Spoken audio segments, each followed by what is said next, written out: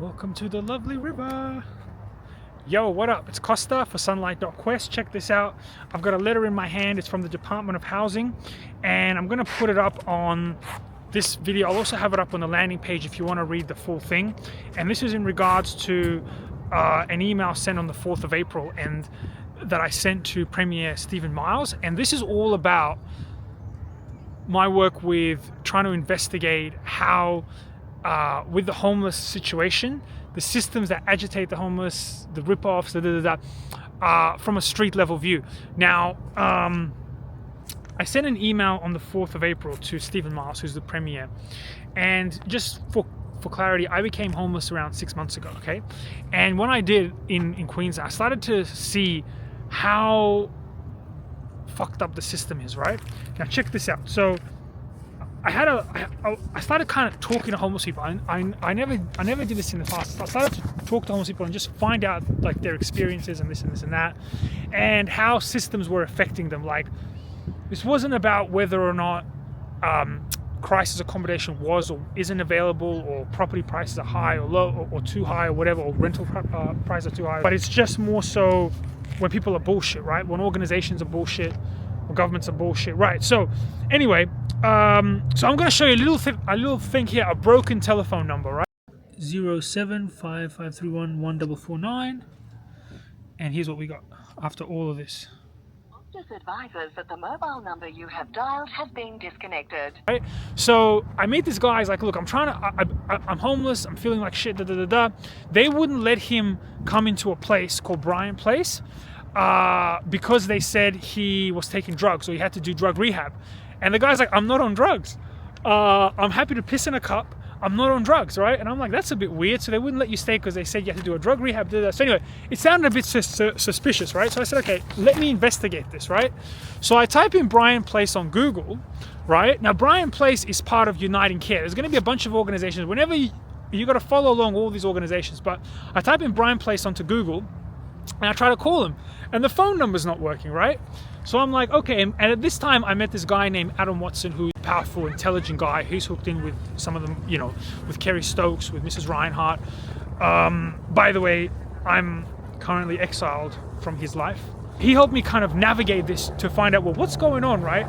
So I say, okay, Bryant Place is part of Uniting Care, so I'll email Bryant Place, right? Or I'll email Uniting Care and find out what the hell's going on. Now, I've got this email trail. Now, keep in mind, this is back on the 4th of April, and this letter was sent on the 17th of July. So you got April, May, June, July, April 4th, May, June, July. That's 3 months ago, right? By the way, the phone number is still not working, right? So they got everybody there. They got Premier Miles. He sent this over to the Honourable Megan Scanlon, which is the Member of Parliament for the Minister of Housing, Local Government Planning, and by the way, all along, like, shit, we'll push it over here. So when I emailed Craig Bark, who's the CEO of Uniting Care, which manages the homeless services, like if you type in Gold Coast homelessness, Uniting Care, Gold Coast homeless services or whatever, I'll put up Uniting Care is the second result. And keep in mind, Gold Coast is the epicenter of the housing crisis right now, right? This is like homelessness central, right? So you would think the government would be like, let us figure this out. Check this out, by the way. If you have a look at, and this is how evil this shit is, tell me if you think this is normal, right? This is Uniting Care's own website. So this is Bryant Place. Now, Bryant Place is a homeless shelter for men, whatever, but it's for men who have been long-term homeless for a minimum of 12 months. How do they even know that? Like, and by the way, Luke Lindsay is the guy who I'll be talking about here. I don't know if he walks around Southport and is like, oh, he'll see a guy like on the floor, oh, food, water. He'll be like, oh, how long you been homeless for, bro?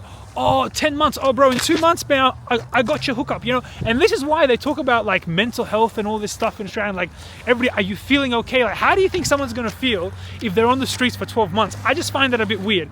And then they'll bring him in. They'll be like, oh, you got drug issues, right? Of course you're gonna have drug issues if you're on the street for 12 months. Anyway, I just thought that was a bit weird, but that's not even scratching the surface of it. So check this out. So anyway, so I sent this email right now. After I try to call this number, I'm like, the number's not working, right? 0755311449, and here's what we got after all of this. This advises that the mobile number you have dialed has been disconnected. So I call up Uniting Care. I look at the staff list. I email Craig Bark. By the way, just so you know, these guys open the email 30 times. They are fucking stressed. Like, all of this is like circulating around the government. They're trying to figure out a way to put it. By the way, Uniting Care gets $800 million from the government. Okay? Just remember that. A year for this. Now, so the phone number doesn't work. I look at the staff list. I email Craig Bark, Luke. Now, Luke is like the general manager there. He also looks after Lifeline. So I email Luke. I think they had Luke call me, and I said, listen, mate, your phone number's not working, right? Now, this was on the 8th of April, where I go, dude, your phone number doesn't work, okay? Fair enough, right? Blah, blah. So anyway, and I'll link to this email thread below. Now, Luke, on the 8th of April, replies back. He says, regarding the non-functional contact number, I completely agree that it is unacceptable for any service organization to operate without a reliable means of communication. We're actively working to rectify this issue with Google and ensure that our contact information is updated and readily accessible to those needs. Now, this was back in 8th of April. Nothing's happened. By the way, I went onto Google, onto Brian Place today. Luke, because I know you guys spend $1.1 billion on employee expenses. What you got to do is you got to go to Brian Place. You got to click on Own This Business, and you got to click on, you got to record a video proving that the business is yours, right? Or you get a phone number, you get a code sent to the phone number, but you can't because the phone number's not working. That's been bouncing around Premier Stephen Miles' office. I think the only reason that this has actually been something that they've actually chosen to address under the Department of Housing is because Mr. Watson negotiates with Stephen Miles with Harry Triggerboff. So they were like, he kind of brought it up. So I really appreciate him bringing it up. And Mr. Watson is looking to run for a seat on the Gold Coast. I wish him all the best of luck. Thank you for helping me with this, Mr. Watson. So then Luke goes on and he says, we do have multiple homelessness programs operating on the Gold Coast that provide services 7 days a week. Our homeless hub, located on the Gold Coast, offers a range of essential services such as laundry facilities, meals, bathrooms, blah, blah, blah.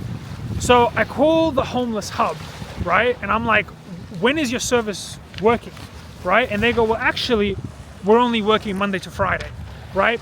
So this is the other thing that happens when you become homeless, right? Is like, they can't have a system where they just operate a certain service a certain amount of days so people know what's going on. So people are running around like, is this open? Is that open? You got services where you've only got 12 beds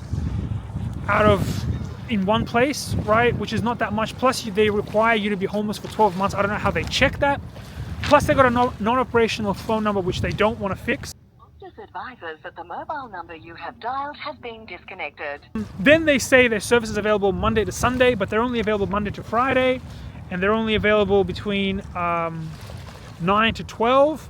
So there's like a restriction on services. Luke is saying it's operating 7 days a week. It's not. Then the moment you point it out, he goes quiet, right?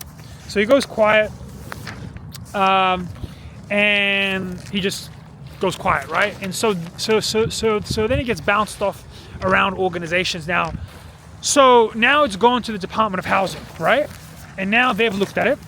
And so to the Department of Housing, to James O'Brien over at the Department of Housing, mate, dude, the phone number is still broken. This advises that the mobile number you have dialed has been disconnected. This is what I mean by on the streets. Like, so James, you really need to get people on the street to actually see what's going on.